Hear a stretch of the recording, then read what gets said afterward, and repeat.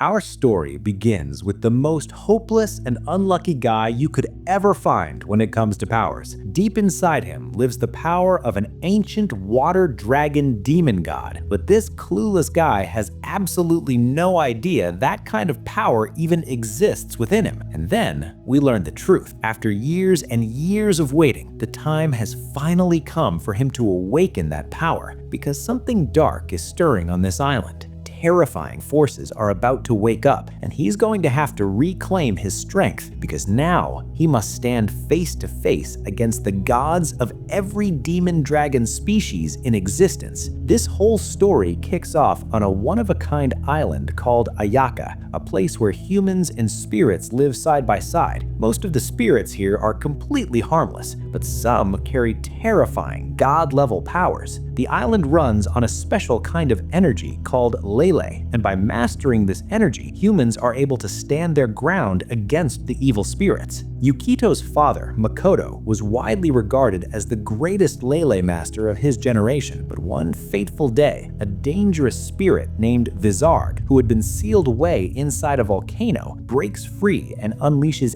absolute chaos. While everyone else is scrambling to save their own lives, Makoto stays behind to protect his son, Yukito. He faces that demonic force head-on and sacrifices his life in the process. That was 11 years ago. Yukito has since moved past the trauma, or at least that's what it looks like on the outside. But the truth is he's become emotionally hollow, completely shut off from the rest of the world. Then, the very day after his graduation, a peculiar man named Jingi shows up to bring him back. Jingi was once a teacher to Makoto himself. At first, Yukito wants nothing to do with him and tries to brush him off, but Jingi isn't the type to give up. He literally stuffs Yukito into a magical bag and drags him back to Ayaka Island, whether he likes it or not. Once there, Yukito meets Momoko and Sanji, the city's mayor, and his newly appointed guardians. When Yukito returns to his childhood home and comes face to face with a photo of his father, he can't even bring himself to recognize him. That's when he's told the full truth, that he is the son of the legendary Makoto, and that he carries within him the same extraordinary powers his father once wielded. When Yukito asks why he's only being called back now after all these years, the answer hits hard. It was his father's dying wish. Makoto had wanted him sent to the mainland as a child and brought back only once he'd grown up. It's also here that Yukito crosses paths with a tiny bubble-like spirit named Matama. Jingi is quick to reassure him this little thing is completely harmless. Then, in a quiet moment,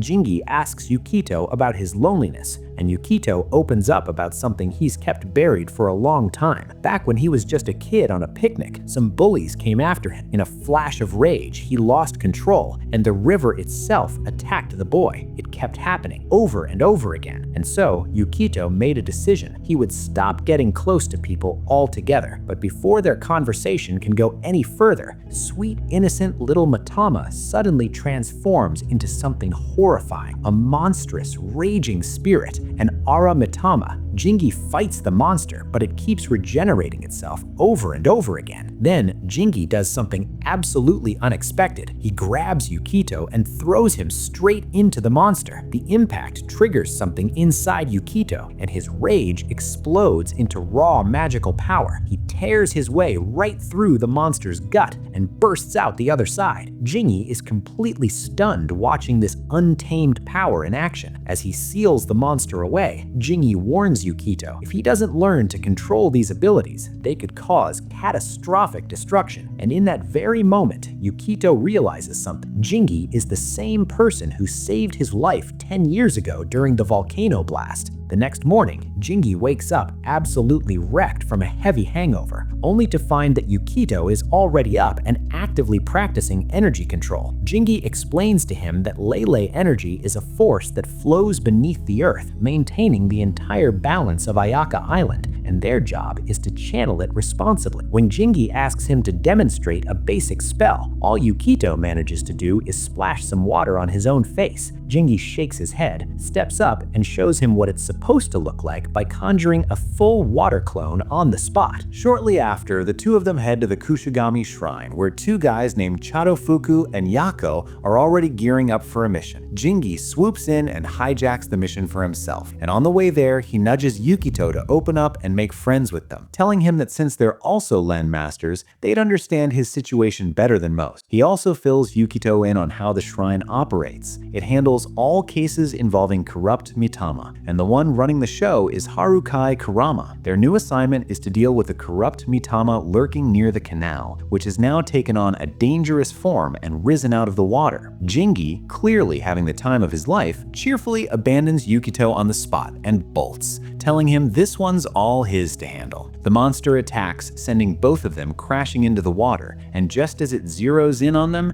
Jingi vanishes again. This time, Yukito decides to take things seriously. He recites a powerful spell and unleashes a massive wave of water that sends the monster crashing down. The moment it falls, Jingi seizes his opening and hits it with his yin-yang energy, but then the story takes a sharp turn when the monster reverts right back to its water form. Suddenly, Yukito puts two and two together. The night before, Jingi had been sitting right by this very canal drinking, which means this entire disaster was Jingi's fault to begin with. Just as the situation is completely spiraling out of control, Harukai Kurama makes his entrance, and with a single spell, he wipes out the Aramitama entirely. Jingi gets a serious scolding for the mess he caused, and as punishment, he's put on canal cleaning duty. That evening at dinner, Kurama takes a moment to explain something important to Yukito. Aramitama aren't evil by nature. They're spirits consumed by pain and suffering, and that's what turns them violent. A Len Master's true duty isn't to destroy them, but to bring them peace so that humans and spirits can continue living alongside each other in harmony. The following day, Jingi takes Yukito on a train ride, one that glides across the surface of the water. The sight is unlike anything Yukito has ever seen. All that quiet, guarded distance he'd built around himself just melts away, and he lights up like a little kid, bouncing with pure excitement. Watching him, Jingi smiles and says he was exactly like this 10 years ago too, just as innocent, just as full of wonder. He explains that this is the main way to travel between the islands, and their next stop is an urban island, far more developed and modern compared to the one they'd just come from. When Yukito asks about it, Jingi clarifies that while the tracks are built using Len power, the train itself runs on diesel. After that, the two of them make their way to the mayor's house, where Yukito openly admits that being back here feels surprisingly good. At the urging of Jingi, Jingi very reluctantly agrees to take Yukito on a full tour of the island, even though all he really wanted to do was hit the casino. As they walk around, Jingi mentions that this place is famous for its incredible food and music scene. Then, mid-tour, Jingi suddenly disappears, and Yukito spots him at a meat stall getting into a heated argument with an old man over his favorite cut. Just as things start to escalate, Yukito steps in, diffuses the whole situation, and simply buys the meat himself. Once they're done eating, Jingi gets a little sulky and grumbles that this place has the best meat anywhere, so he's absolutely going to complain to Makoto about it. Watching him, Yukito thinks to himself, this guy somehow has friends everywhere he goes. Meanwhile, Yukito gets pulled into watching a street performer's act, and Jingi, spotting his opportunity, quietly disappears into thin air once again. Without warning, the performer's balloon twists into something terrifying and the crowd erupts into panic. Yukito realizes he's on his own this time. He steadies himself, clears his mind, and begins reciting the incantation, but the Aramitama doesn't calm down. It gets angrier and launches a fire attack straight at him. Then, out of nowhere, a red-haired guy shows up, pulls out a gun, takes dead aim at the creature, and shoots it down. Yukito is thrown off completely. This guy's fighting style is unlike anything he's seen before. The guy introduces himself as Ibuki and casually drops that he was also a student of Makoto's, though he's quick to add that Yukito looks absolutely nothing like his father. Ibuki takes Yukito inside a massive, high-end building where he works. Down in the lavish bar, Yukito finds Jingi, completely at ease, having appointed himself bartender. When Yukito confronts him, Jingi answers without a hint of guilt. He'd originally come to see Makoto, and when Makoto wasn't there, he just stayed. Yukito realizes Jingi hadn't even bothered to look for him. As the conversation picks up, Ibuki mentions that Adamitama cases have been spiking recently. When Yukito asks how they handle them,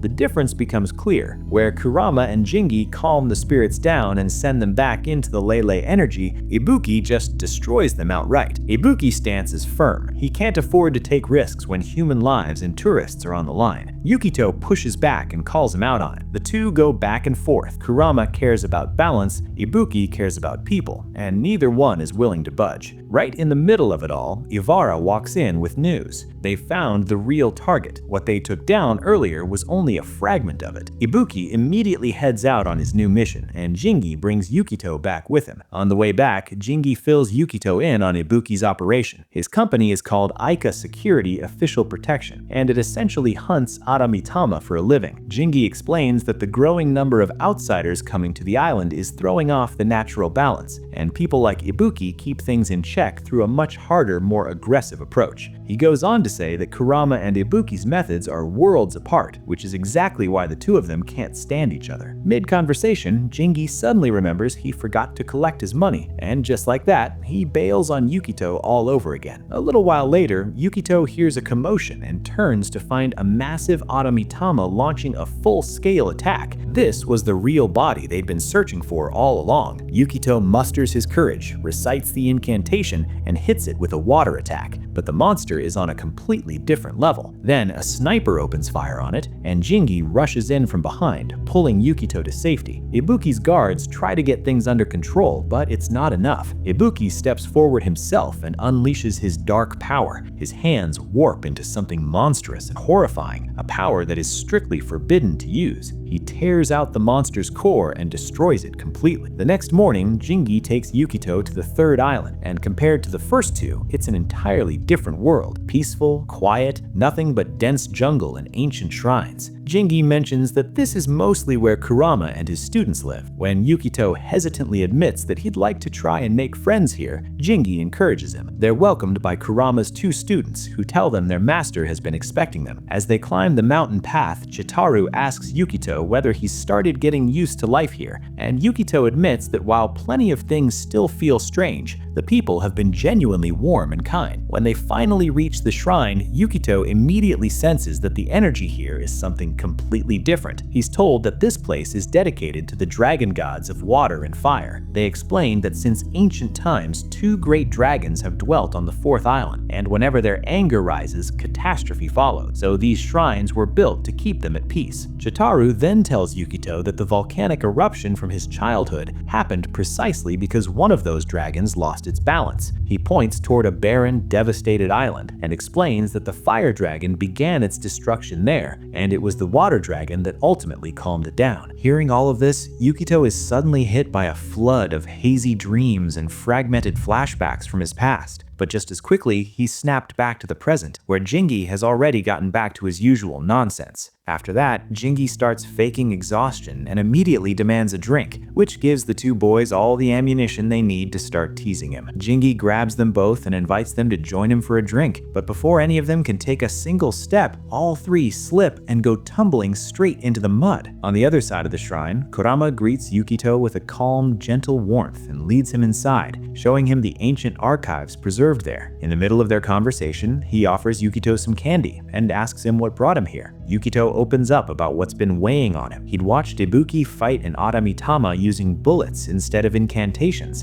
and it hadn't sat right with him. Kurama listens carefully and acknowledges that witnessing something like that must have been genuinely unsettling. When Yukito questions why the methods are so different, Kurama turns it around and begins asking him questions about Lele energy instead. Satisfied with Yukito's answers, Kurama decides he will personally take over his training. He brings him out to the balcony, gestures toward the other islands, and tells him to clear his mind completely and feel the energy around him. As Yukito sinks into deep focus, he begins to sense something flowing through the shrine, the forest, the stones, a quiet but distinct force moving through everything. Kurama tells him to go deeper. Yukito does, and what he finds stops him cold, a massive current of energy surging through the earth far below. It clicks. This is what Laymasters draw from when they cast their spells, and the Mitama around him makes sense too. They feel like small bulbs of this same energy. When they become corrupted, they turn into Ada Mitama, and it's a Laymaster's duty to purify them and return them to the current where they belong. When Yukito mentions that Ibuki had actually consumed an Ada Mitama, Kurama's expression shifts and goes serious. He explains what that means. Ibuki is corrupting himself from the inside, and if he keeps going down this path, he will slowly become an Ada Mitama himself. Later, when Kurama pulls Jingi aside and asks Ibuki's condition, Jingi confirms that the effects are already starting to show on his body. The two of them understand, without saying much more, that Ibuki is knowingly sacrificing himself to protect others. Finally, Kurama tells Jingi plainly, train Yukito properly so he doesn't have to keep stepping in to help. When Jingi doubts himself as a teacher, Kurama smiles and tells him that Yukito genuinely looks up to him, because in Yukito's eyes, Jingi is the person who saved his life 10 years ago. That means something. Meanwhile, Kurama's two students take Yukito to a stunning cherry blossom garden and extend their friendship to him with complete sincerity. Yukito is touched, but almost immediately, old wounds from the past creep back in and cast a shadow over the moment. When they ask if he'll be training under Kurama, Yukito shakes his head without hesitation and says he's Jingi's student. The two boys groan and call Jingi a completely useless teacher, but in the same breath, they take Yukito to the training grounds to help build him up. There, the two students show off their skills by planting a seed and using an incantation to grow it into a full plant right before Yukito's eyes. When they start bickering over whose plant turned out better, Yukito cuts right through it and insists on learning that same spell himself. The two proudly walk him through how to channel his energy into the seed, and while they're at it, they throw in another pitch for him to just come train under Kurama already. Yukito is a little torn, but he draws on what Kurama taught him earlier, steadies his focus,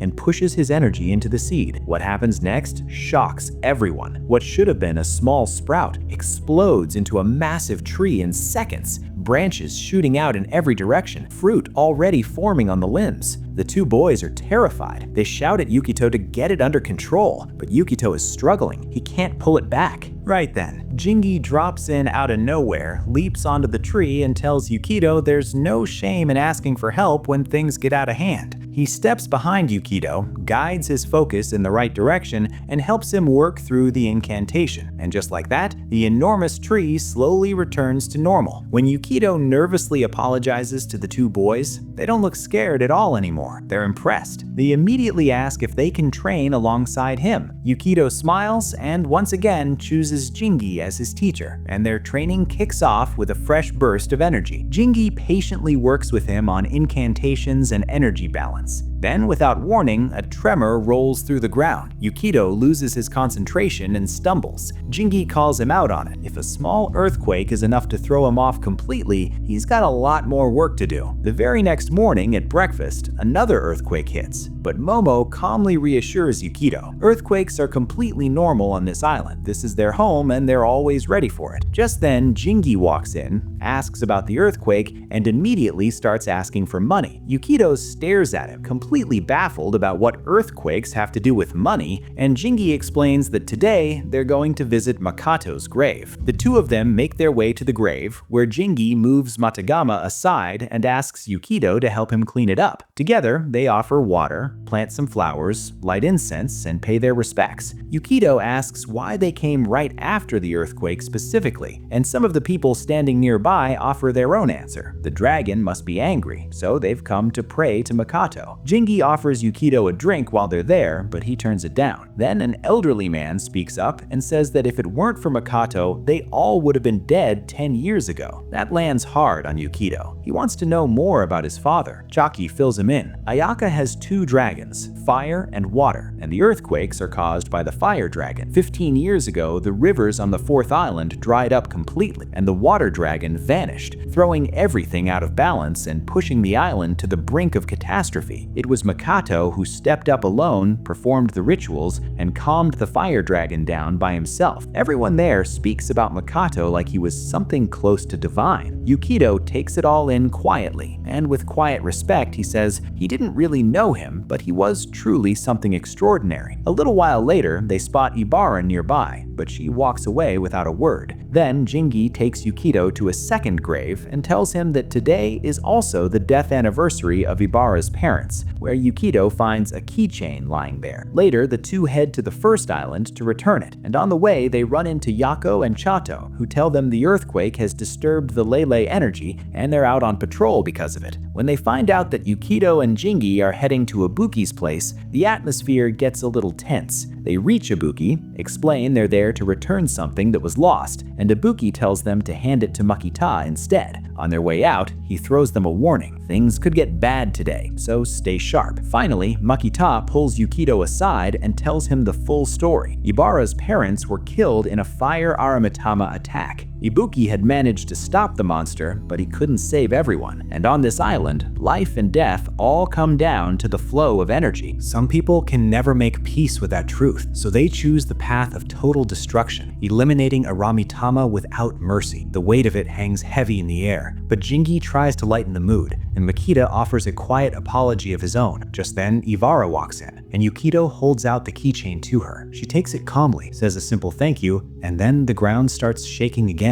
This time, Jingi's expression goes dead serious. He can feel it, a fire Aramitama, and a powerful one. Ibara doesn't waste a single second. She takes off running, and Makita quickly tells them that she completely loses control of herself when facing a fire monster like this. Without hesitating, Yukido and Jingi bolt after her. By the time they get there, fire has spread everywhere. The whole area is chaos. Jingi immediately calls up his water magic, kills the flames, and pulls a girl out of danger, his focus razor sharp. Then he signals Yukido, go find Ibara. Smoke, screaming, panic in every direction. Police are trying to hold things together. Then Yukido spots Ibara, sprinting full speed, incantation already on her lips, completely locked in. He races after her. Suddenly, Ibara sees it, and Aramitama bearing down on two terrified children. Without a moment's thought, she throws herself in front of them and screams at them to run. They do. Then she charges straight at the monster with everything she's got. But the monster isn't backing down either. It hurls a massive fireball straight at her, and Yukido steps in between them, throwing up a water shield and pulling Ibara back from the edge. But the monster's flames only grow more ferocious. His incantations start to weaken under the pressure. Then, Yako and Chitose arrive on the scene, but before anyone can regroup, the Aramitama escalates into something far more terrifying. It conjures a massive ring of fire and closes it around all of them, trapping everyone inside. Yukido screams at everyone to get out, but Ibara doesn't move an inch because she knows exactly what happens if she falls back. That monster goes straight for the people in the city. She launches herself into the air and drives her iron fist into the Aramitama in the face with everything she's got. The impact echoes across the entire battlefield, and the monster staggers for just a moment. Yukido seizes that opening, channels his power, and sends a massive water wave crashing into the Aramitama, but the monster gets back up, roaring louder and angrier than before. Everyone understands in that instant that this fight is far from over. Yukido turns to Yako and Chitose and tells them they need to combine their strength, but both of them flat out refuse to fall back and insist on fighting together. Their stubbornness irritates Yukido, but there's no time to argue. Then a fierce wave of fire comes surging towards them, and Yako and Chitose immediately deflected with their fan and stick, sending it right back at the Aramitama and stopping it in its tracks. Yukido grabs that moment and calls up another powerful water wave that crashes down on the demon, pushing its fire back under control. Ibara doesn't waste a breath. She charges forward and hammers the Aramitama in the head, her iron fists landing blow after blow, and for one brief moment, it actually feels like they might have it. But then the Aramitama lets out a thunderous roar and starts slowly backing away, like it's trying to run. Everyone tears after it. Together they pool their powers, build up a massive combined force, and finally their united energy calms the Aramitama completely. The flames die down, the battlefield goes quiet, and the team stands together in the stillness of their victory. Then, the story flips everything on its head, just as it seems like it's all over. Not one, but 3 Aramitama launch simultaneous attacks on the city. Ivara immediately orders everyone to run, but Yukito fires off another swell spell anyway, and this time it does nothing. Ivara quickly reads the situation. 3 powerful Aramitama at once is beyond what they can handle. She tells everyone to just distract them and get out, but the moment they try to retreat, the Aramitama cuts off every escape route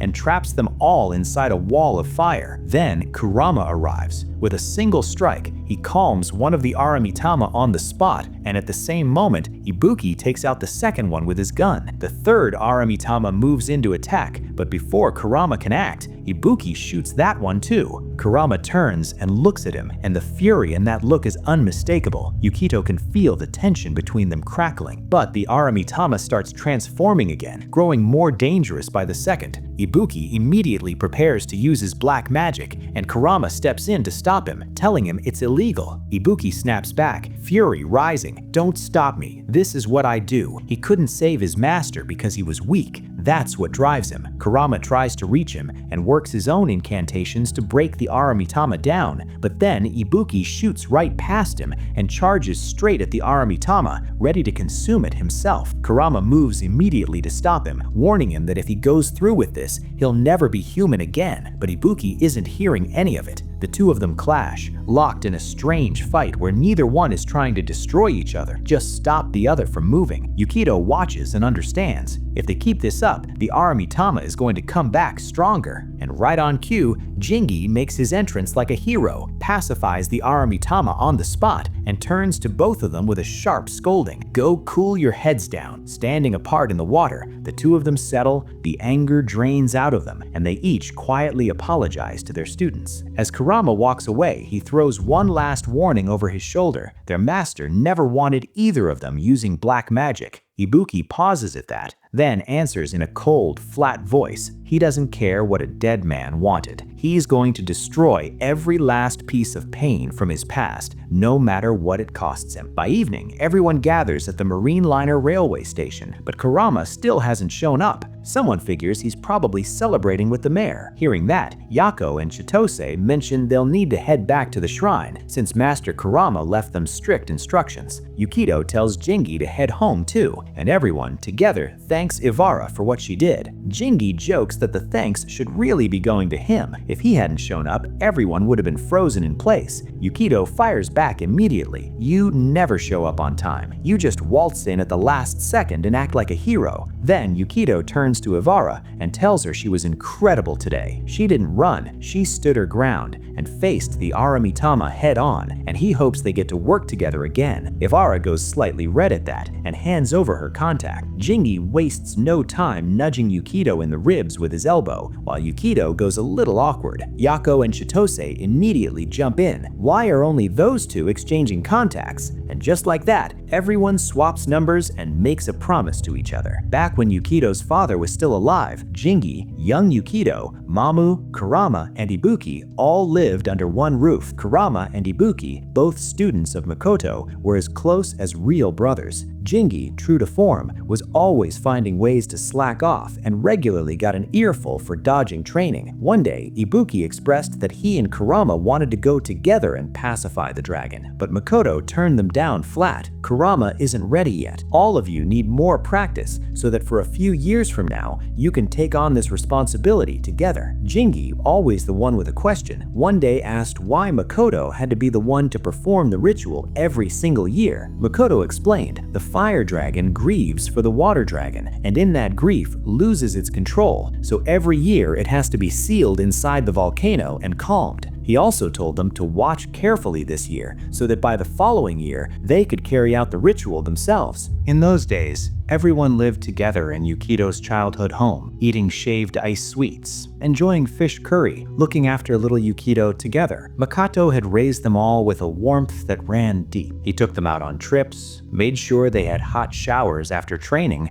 and brought everyone along to ice festivals. But then one night, as Makoto is putting young Yukido to bed, the earth suddenly starts shaking with terrifying force. Lightning splits the sky, a storm closes in, and the entire world turns dark and frightened. Makoto steps outside immediately and tells Kurama and Ibuki that he needs to go to the mainland to retrieve a special ritual weapon that will help calm the fire dragon. Ibuki steps up without hesitation and tells him not to worry. He'll hold things together until Makoto gets back. Sometime later, Kurama and Ibuki are investigating the strange events spreading across the island and discover that the fourth island's influence is slowly bleeding into everything around it, making the Aramitama behave in ways they never have before. Then another powerful earthquake hits, and young Yukido trembles with fear. Kurama kneels down and tells him these are just foreshocks, but if the actual volcano erupts, the entire Ayakashi island could be destroyed. He explains that the fire dragon's real goal is to dry up the rivers and force the water dragon out into the open. Ibuki adds that they've had it sealed behind a barrier for so long that it's essentially become a ticking bomb, ready to go off at any moment. With things at this point, there's only one path forward: performing the dragon pacification ritual without their master. Then a man comes tearing in on a truck and shouts to everyone to get to the harbor immediately. The mayor is on the way with a large ship to evacuate people. Right then, Kurama and Ibuki make a quick decision. Jingi, Mamu, and Yukido stay back and stay safe, and without another word, both of them take to the air and fly straight toward the fourth island. When they arrive, what they find stops them cold. The entire island is buried under lava. Almost everything has been reduced to nothing. One look at the devastation around them makes it absolutely clear the real threat is standing right in front of them now. They make up their minds. They will complete the ritual without their master. Within moments, a blue fire begins to glow from deep within the earth, and their incantations slowly start to wear down the fire dragon's power. But then, a violent volcanic eruption tears through the mountain, and the fire dragon bursts out of the crater, unleashing destruction in every direction and throwing the entire island into absolute chaos. Kurama and Ibuki quickly realize that the dragon hasn't fully broken free. It's still technically within the seal, so they decide the only way forward is to complete the ritual and lock it away for good. The barrier had been built by their ancestors and was still strong enough to hold for a little while longer, so both of them pour every last bit of their strength into it, refusing to let it break. They keep chanting, reinforcing the barrier over and over, while the dragon rages against it, trying to tear its way through. Then, Ibuki collapses from exhaustion, but even flat on the ground, he tells Kurama to keep going, don't stop the ritual, and then the dragon shatters the seal. It rears up, ready to bring fire down on Ibuki, but just as the attack is about to land, Kurama throws himself in between and takes the hit. Ibuki shoots up in fury and disbelief. Why did you break the ritual just to save me? And then his eyes land on something that makes everything stop. Master Makoto is walking out through the fire, calm, unafraid, stepping straight toward the dragon and working to pacify it. The dragon's massive head towers up into the sky, and Makoto looks up at it and apologizes, then begins the ritual without a moment's hesitation. He drives the ritual tool into the earth and begins chanting, and slowly, the dragon starts to be bound in chains. Makoto says it plainly. Stopping the volcanic eruption at this point is no longer possible. The only option left is to seal the dragon and save the island, no matter the cost. When both of them ask if it can actually be done,